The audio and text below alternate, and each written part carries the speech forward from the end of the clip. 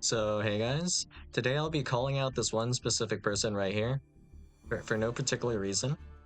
Well, let's just say you're in the wrong place at the wrong time. So, I have a replay with this guy. So, as we can see, level 44 right here. So, you've played a lot of games of just Yu-Gi-Oh! In general, obviously, if you're this high level. I don't remember what level I am. I think I'm around the same.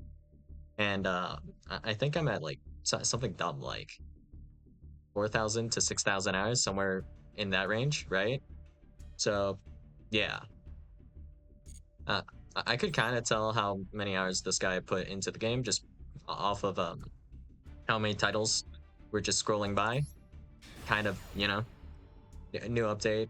So yeah, that's the thing that happens. Doesn't really show up here though. This is still the same old loading screen. Well, all right. So yep, my opponent here is going first, and I have opened the absolute most garbage hand, except they're playing 59 card grass for some reason. Don't know why, but that's what they decided to do today. So not much you can really do here. They're just going to set grass, because why not, I guess. There's a set card here. I don't think I know what this card is at all, so I'm just going to set macro, pass, cool. And then, we have Deception of the Sinful Spoils here. We're going to tribute Maxi. Maxi's useless under macro, shifter, whatever. Anyways, I'll imperm the Looper here because if my opponent is able to resolve Random Fusion, I'll just die in like 2 turns. So yeah, there's that.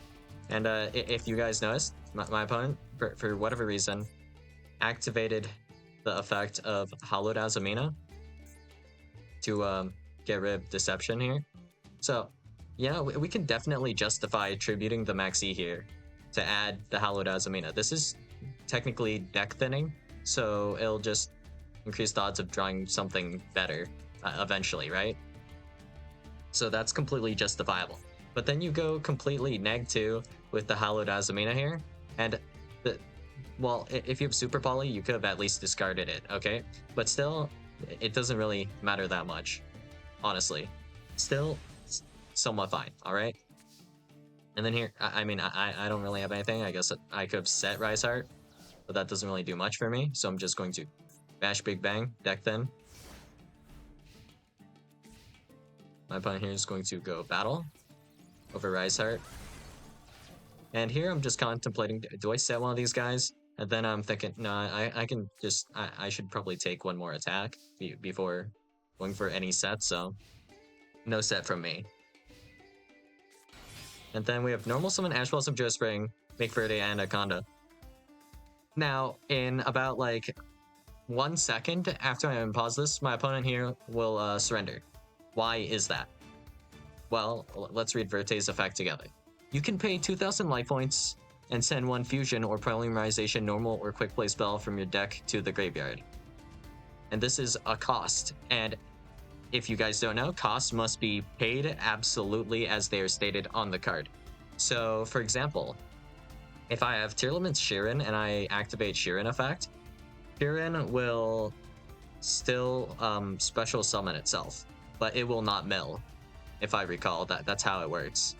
So the order is special summon Shirin, and then attempt to send a card to the graveyard. A card is not sent, so you do not mill, I believe. I would have to double check Shirin to see if that's the exact text on Shirin though. So we can do that real quick. And let's see. Shirin. You can special summon this card from your hand, and if you do, send 1 monster from your hand to the graveyard, then afterwards send the top 3 cards of your deck to the graveyard. Yep, that's how Shirin works indeed. Alright, glad I was not misremembering Shirin. So, you're able to somewhat resolve Shirin effect because there was no cost anywhere, that was purely effect. So if we have like the Bellstar instead, which says send a card from just wherever to the graveyard. Essentially just send a card to the graveyard, special summon the Bellstar. So because of Macrocosmos, any card will be sent that is going to attempt to be sent to the graveyard is going to be banished instead. It's impossible to meet the cost, making it impossible to resolve Verte Anaconda. Also making it impossible to resolve a bunch of other assorted effects that send for cost. So this also means technically if you were to have Branded Fusion in hand, you cannot copy Branded Fusion effect with Verte because it's in hand and not deck, so you cannot send it from hand because the card doesn't say that you can. But yeah. Boom. My opponent just gave up, I guess. And I haven't checked yet, but what is my opponent actually on here? It's just Branded Grass with some Azumina cards for the Omni Negate, I guess. That's it, right? Yeah, it's nothing like particularly special, but like the weird part is we're on 59 cards for whatever reason. 2 Ash, 2 Maxi, 2 Nib, a couple of Bestials.